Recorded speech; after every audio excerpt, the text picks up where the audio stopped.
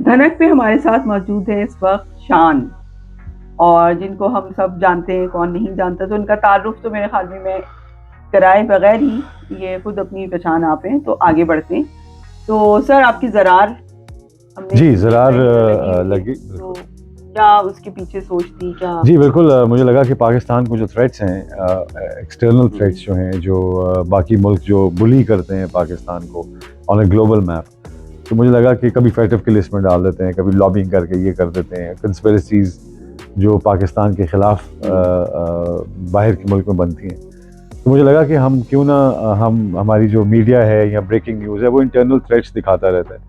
तो मुझे लगता है कि एक्सटर्नल थ्रेट्स जो हैं वो उनका बहुत मेजर रोल हम्म, होता है इंटरनल थ्रेट्स में भी। हम्म, तो इसलिए उसका टैगलाइन था the war you don't see. हम्म, तो ये बाहर के वो जो एक्सटर्नल थ्रेट्स थे उसके हम्म, ऊपर मैंने एक स्क्रिप्ट लिखा, और पाकिस्तान का पहला एक स्पाई थ्रिलर हम्म, जिसमें मैंने कोशिश ये की कि एक ऐसा ब्रांड लेके आया जाए जो ब्रांड पाकिस्तान हो। हम्म, पाकिस्तान को जब भी, जहाँ भी, जिस मौके पे भी कोई थ्रेट्स ऐसे हों जो नज़र ना आ रहे हों, हम्म, तो उसको हम अगली फिल्मों में, अगली सीरीज़ में इस कैरेक्टर के थ्रू, जैसे MI6 जेम्स बॉन्ड हम्म, बनाता है, या मुझे लगा कि हमारा भी एक ISI का एक हम्म, ऐसा ब्रांड होना चाहिए जो ग्लोबली हम्म, पाकिस्तान को प्रोटेक्ट कर रहा हो, और ब्रांड उसकी एक इमेज दे रहा हो कि हम कोई ऐसे लोग नहीं है जिसके बारे में वेस्ट एक नेगेटिव हम्म, प्रोपेगेंडा करता है। या तो इसके पीछे सोच ये थी सारी ड्राइव करने के पीछे। उसके अलावा एक कमर्शियल फिल्म को लेके हमने एक ऐसे स्क्रिप्ट के अंदर रखा जो बहुत रियल है। उसमें अगर आप कैरेक्टर्स को भी देखते हैं तो पॉलिटिशियन है, हम्म, एक जर्नलिस्ट है, एक एजेंट है ISI का। हम्म, तो हर वो किरदार है जो आपके आजकल के जो भी आप मीडिया हम्म, में देखते हैं या जो भी थ्रेट है, हम्म, उसके बड़े मेजर प्लेयर्स हैं। तो इसी तरह मैंने इसको लिखा। जी। अच्छा, इसके अंदर ये फिल्म थोड़ी सी जो है ना, वो टाइम से पीछे के वक्त की है। तो इसकी क्या है, हमें लग रहा था कि ये फिल्म शायद अगर जो 5-6 साल पहले रिलीज होती तो नहीं, मेरे ज्यादा। ख्याल में ऐसा हाँ। कुछ नहीं है। अगर आप फिल्म देखते हैं तो अमेरिका को हम्म, अफगानिस्तान से गए हुए हम्म, भी बहुत कम अरसा हुआ हम्म, है। मैंने तो फिर भी स्क्रिप्ट 4 साल पहले लिखा हम्म, था। तो वो अब आके यहाँ पे कनेक्ट होता है हम्म, कि हमारी फिल्म ही वहाँ से स्टार्ट होती है। हम्म, तो ऐसा कुछ नहीं था, बिकॉज पाकिस्तान को जो ख़तरात हैं या जो एक्सटर्नल थ्रेट्स हैं वो 2-3 हफ्तों में चेंज तो होने हम्म, वाले नहीं हैं। तो वो काफ़ी देर से लिंगर ऑन कर रहे हैं। बीच में कोविड आ गया, हम्म, बिकॉज उसकी वजह से हमारी पूरी सिनेमा इंडस्ट्री जो है वो बंद हो गई। हम्म, रिलीज़ की कोई एरिया नहीं था, हर बंदा अपने घर में कन्फाइंड था। तो I think the producers took the right decision and they said कि मेरे ख्याल में हमें वेट करना चाहिए। तो आई थिंक जैसे हम्म, मौला जट है या हम्म, फलां है, सब ने सफ़र हम्म, किया कोरोना में। नहीं तो हम तो 2017 में हम आ जाते, आता फिर था। 18 में आ हाँ, जाते, फिर हाँ, 19 में आ हाँ, जाते। हाँ। लेकिन वो ऐसे डिले हम्म, होते होते थोड़ा डिले जी। हो गया। अच्छा, इसके अंदर हमने जबान पे लोग कह रहे हैं कि अभी कुछ लोगों को इसलिए भी समझ नहीं आई है फिल्म, जबान की वजह से। इसमें अंग्रेजी का बहुत आपने इस्तेमाल किया है, तो देखिए, ये। अंग्रेजी इसमें जो हाँ। है वो बहुत ही स्ट्रेट अंग्रेजी है, बिकॉज मुझे लगता है कि हम्म, पाकिस्तान की अब ज़ुबान जो है वो मिंग्लिश बन चुकी है, बिल्कुल। हम्म, उर्दू और हम्म, इंग्लिश को मिला के। हम्म, तो मुझे लगता है कि हम अब शायद उस दौर में रह रहे हैं जहाँ पे आज भी हम समझते हैं कि हमारी आवाम को फ़ारसी भी आती होगी। हम्म, तभी अगर हम्म, आप इकबाल के मज़ार पर जाते हैं, वहाँ सारे शेर फ़ारसी में फारसी में। जो उनके वहाँ मज़ार हम्म, पे लिखे हैं। लेकिन अनफॉर्चुनेटली जितने लोग वहाँ जाते हैं, मैंने उनसे पूछा कि भाई आपको ये इनमें से पता है कि क्या लिखा है, तो किसी को भी नहीं पता। हाँ। तो ऐसा होता ज़रूर है, लेकिन मुझे मेरे ख्याल में हम 2022 में हैं, और जिस टारगेट ऑडियंस को हम टारगेट कर रहे हैं, हम्म, उनकी अंग्रेज़ी इतनी तो है, येस, नो, इधर चले जाओ, उधर आ जाओ। उसमें कोई फ़लसफ़ा नहीं है। हम्म, अंग्रेज़ी में कोई लिटरेचर नहीं है, कोई हम्म, शेक्सपियर नहीं है जिसकी वजह से उनको समझ नहीं आ रही। हम्म, उसके अलावा मेरे जो ज़्यादातर जो विलन्स थे हम्म, वो मैंने गोरे रखे थे, अंग्रेज़ रखे थे, यूरोपियन रखे थे। तो उनको अगर मैं किसी लैंग्वेज में लेके आता या वो उर्दू बोल रहे होते, तो सबटाइटल तो चल ही रहा था नीचे। सो आई पर्सनली फील कि मुझे लगता है कि हर इंसान जो है उसके देखने का एक रुख होता है। कोई कहते हैं कि पंजाबी क्यों बनती है, कोई कहते हैं इंग्लिश क्यों बनती है, हम्म, कोई कहते हैं उर्दू क्यों बनती है। बस दुआ करें बनती रहें। बनती रहे।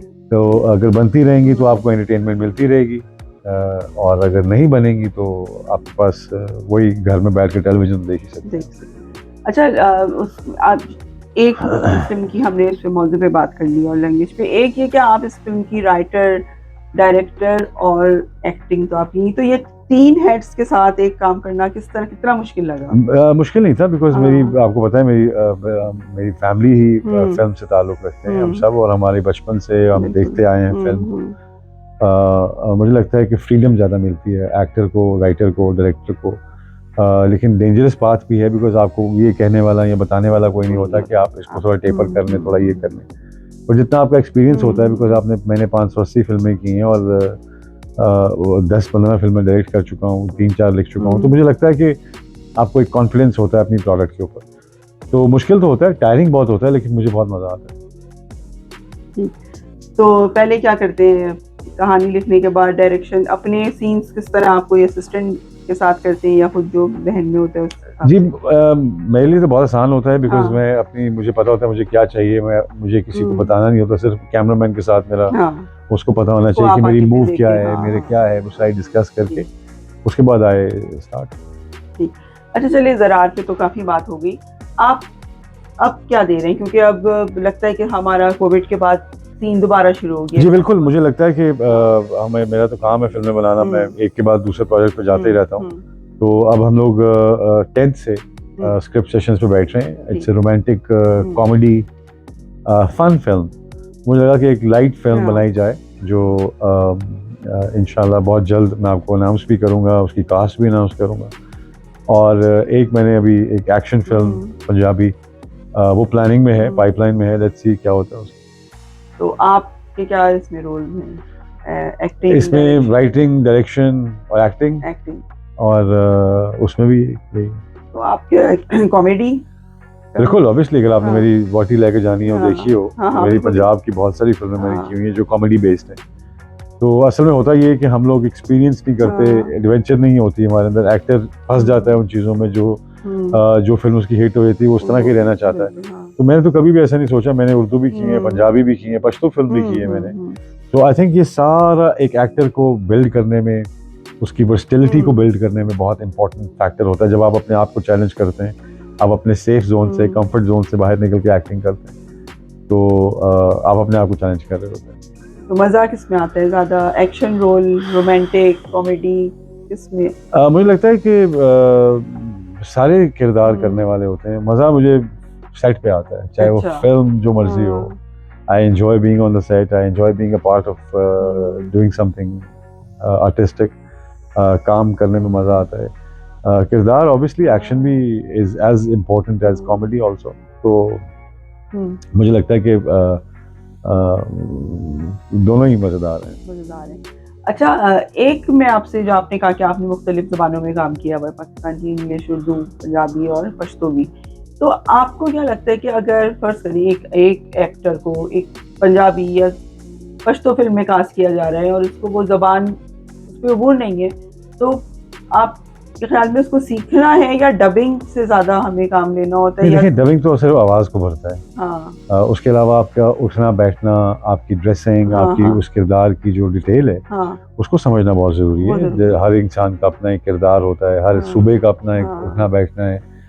सो आई थिंक वो लैंग्वेज तो होती है, बट उसको समझना और उसको किरदार को समझना बहुत ज़रूरी होता है। उसको अपनाना पड़ता है, आपको उसके अंदर घुसना पड़ता है, आपको डूबना पड़ता है उसके अंदर, और अपनी शख्सियत को की नफ़ी करनी पड़ती है। तो वो तो बड़ा एक आसान सा पहलू है कि जी वो तो पंजाबी बोल लें या पश्तो बोल लें, वो तो लब हो जाएगा। बट उसका जो एसेंस है, वो किरदार लगे भी कि वो ऐसा है, उसके लिए आपको पूरा उस किरदार से किसी भी तरह, किसी भी जगह से खाली नहीं होना पड़ता। तो अमूमन आप कितनी एक किरदार के लिए पूरा उसको पढ़ते हैं और फिर बाहर निकलते हैं? कितना आपको इसमें पूरा वक्त निकलता है? जी, एज ए प्रोफेशन मुझे लगता है कि आप सेट पे जाते हैं तो आप उसको ऑन कर लेते हैं, और जब आप सेट से निकलते हैं तो आप उसको ऑफ कर लेते हैं।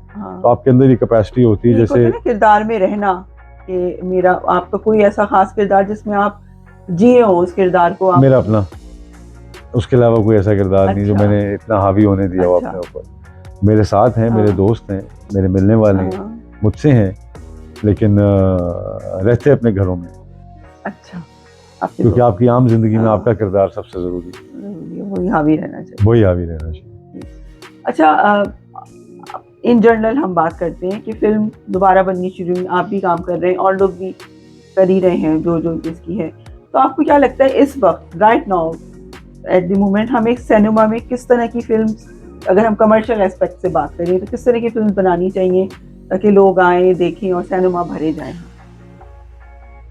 देखिए, सबसे पहले तो फिल्म का जो एक हिस्सा है वो अवाम की जो सुकून है उससे बहुत लिंक्ड है। बिल्कुल। अगर हम ये समझते हैं कि मुल्क जिस दाने पे खड़ा है इकोनॉमी वाइज, और उसमें से हम एक फिल्म अपनी निकाल लें और हम कहें जी ये देखें आगे, तो ऐसा होता नहीं है। जितनी भी, अगर आप बाहर भी देखते हैं, स्पोर्ट्स देखते हैं, मैचेस देखते हैं, मुझे लगता है कि अवाम की जो रिलीफ है, सबसे पहले तो अवाम उस जगह पे आए जहाँ पे वो सुकून में हो। उसको बिजली के बिल वो ना आ रहे हो, उसको फलां ये ना आ रहा हो, उसको करेंसी से हिटना पड़ रही हो, उसको उसका काम अच्छा चल रहा हो, फिर उसका दिल करता है कि वो अपने बच्चों को बाहर लेके जाए, फिल्म देखे, थोड़ी देर के लिए एंटरटेन हो। तो मुझे लगता है कि सिनेमा का भरना जो है वो पाकिस्तान की जो इकोनॉमिक स्टेबिलिटी है उससे बहुत ज़्यादा लिंक्ड है, नंबर 1। नंबर 2 ये कि यस, उसके बीच में भी आप रिलीफ ढूंढना चाहते हैं कि यार चलो आज बहुत टेंशन है तो चलो कोई फिल्म देखते हैं। चलो, उसमें ये होता है कि आपके सारे जो एरियाज हैं वो टिक मार्क होने चाहिए। आपकी प्रोडक्शन चल रही हो, आपका जो जो एक्टर्स हैं, जो जो सारे उसमें इन्वॉल्व हो, आपके जो प्रोडक्शन हाउसेस हैं, आपके जो मीडिया चैनल्स हैं, ये सारे एक मार्केट को डेवलप करने के लिए इकट्ठे काम कर रहे हो। सिनेमा इंडस्ट्री, जितने सिनेमाज हैं माशाल्लाह वो फिल्में बना भी रहे हैं। एग्जिबिटर्स जो हैं उनको भी प्रोडक्शन में आना चाहिए, बिकॉज उनके आने से हमारी एक बहुत बड़ा खिला है जो पुर होता है। और प्राइवेट इन्वेस्टमेंट जो पाकिस्तान में है वो या तो प्रॉपर्टी में है या एक जगह सियासत में होंगे पैसे या प्रॉपर्टी में, इसके अलावा कोई और बिजनेस है नहीं। तो अगर आप इंडिया के देखते हैं तो वहाँ पे 80% जो बिजनेस फैमिलीज हैं वो somehow are involve with the film industry. तो हमारा बिजनेसमैन जो है वो बिल्कुल, तो ये एक अफेक्ट नहीं होता। मतलब आप एक ये नहीं कह सकते कि कोई ऐसा टॉपिक हो जिससे लोग बाहर आना शुरू हो जाए, ऐसा नहीं होता। एक ओवरऑल आपको बेहतरीन एक एनवायरनमेंट क्रिएट करना पड़ता है, इन्वेस्टमेंट का भी, प्रॉफिट्स का भी। तो मुझे लगता है कि आहिस्ता आहिस्ता जो नई जनरेशन आ रही है, बड़े बड़े कॉर्पोरेट हाउसेस की या बड़े बड़े ब्रांड्स की या बड़े बड़े डिसीजन मेकर्स की, वो एंटरटेनमेंट की तरफ शायद उनका रुझान हो, चाहे वो क्रिकेट के अलावा भी कुछ होना चाहिए। 22 करोड़ आवाम में सारे क्रिकेटर थोड़ी। बिल्कुल। अच्छा, आप ये बताइए शान कि आपने फिल्म की हमने बात की, आपने कहा कि हर तरह की फिल्म बननी चाहिए और लोग देखना चाहते हैं। आपने कहा कि आप 2 फिल्में बना रहे हैं जिसको आप लिख भी रहे हैं और डायरेक्ट भी कर रहे हैं। आप ये बताएं कि अब आप किस अपने अलावा और किसकी डायरेक्शन में काम करना चाहते हैं? मैं सबकी डायरेक्शन में काम करना चाहता हूँ। अच्छा, लेकिन अभी I like working with all. Asim Raza बड़े अच्छे डायरेक्टर हैं, एहसन रहीम मुझे बड़े पसंद हैं। आई थिंक ऑल दीज जो डायरेक्टर्स हैं इनको आना चाहिए। I think they should work with other people also. आपके जो मीडिया हाउसेस हैं उनको चाहिए, they should expand there menu card of entertainment. तो ऐसा होता नहीं है कि मैं देखिए मैं अपने घर में जो मर्जी करूं, किसी को इस पर एतराज़ नहीं होना चाहिए। हाँ, अगर मैं बाहर आके नहीं करता तो इसका मतलब है कि मैं प्रोफेशनल नहीं हूँ। तो मैंने 580 फिल्में जो की हैं वो मैंने लोगों की हैं। ना तो मैं उनका डायरेक्टर था, ना मैं उनका राइटर था, मैं सिर्फ एक्टर था। मैं आपको बताना चाह रहा हूँ कि मेरे में प्रॉब्लम नहीं है कि मैं किसी के साथ काम नहीं करता। बात प्रॉब्लम की नहीं हो रही, प्रॉब्लम नए लोग हैं। नहीं देखिए, आपने नाम नहीं है, बिल्कुल सही। हाँ, इनको जिस तरह ख्वाहिश होती है या आप अपने किरदार लिखते हैं, जब आप कहानी लिखते हैं तो आपको दिल करता है कि इसमें ये, क्योंकि मैं तो ऐसी लिखता हूँ कहानी, मुझे लगता है कि इसमें ये होना चाहिए, उसमें द बेस्ट ऑफ पीपल। तो इफ दे मुझे तो कोई इतराज़ नहीं किसी की डायरेक्शन में या किसी के स्क्रिप्ट में काम करने से, because I am a professional actor. This is my choice. अगर मेरे पास इन्वेस्टर आ गई कहता है कि आप फिल्म बनाएं तो मैं बनाता हूँ। अच्छा, हीरोइन कौन सी लेना चाहेंगे आप? कौन सी फिल्म है? कोई सी भी आप। राइट, अभी I think Mahwish is great, Maira is great, they are very very good professional actors. I think जब आप किसी के साथ जुड़ते हैं, आप उनसे बहुत सीखते हैं, आप उनसे बहुत कुछ इल्म देते हैं, कुछ लेते हैं। So I think it's a process of perfection की तरफ जाते हैं, आप अपने काम को बेहतर करते हैं। तो ये बड़े अच्छे और बहुत सी टेलीविजन में बहुत सी एक्ट्रेसेस हैं जो बड़ा अच्छा काम कर रहे हैं। तो आप चांस देंगे किसी को?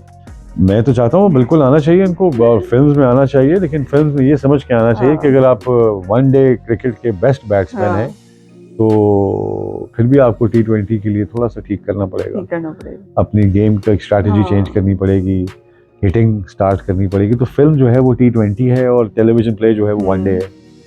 तो मुझे फील होता है कि हम जब क्रॉस ओवर करते हैं तो हम उस टाइमिंग को भूल जाते हैं। ठीक। अच्छा, आखिर में शान ये बताइए कि हमारे पूरा हमने एक ओवरऑल सिनेरियो की भी बात कर ली, सबकी कर ली, तो अब आप क्या समझते हैं कि क्या चीज़ है, कोई एक पॉइंट होता है कि इकोनॉमिक हालात भी हैं, फिल्म का बनना भी है, पैसा भी है जो लोग लगाना चाहते हैं, लेकिन एक मेन चीज़ है जिसको हम समझते हैं कि वो हमारी सिनेमा इंडस्ट्री को के लिए ज़रूरी है। आप क्या समझते हैं?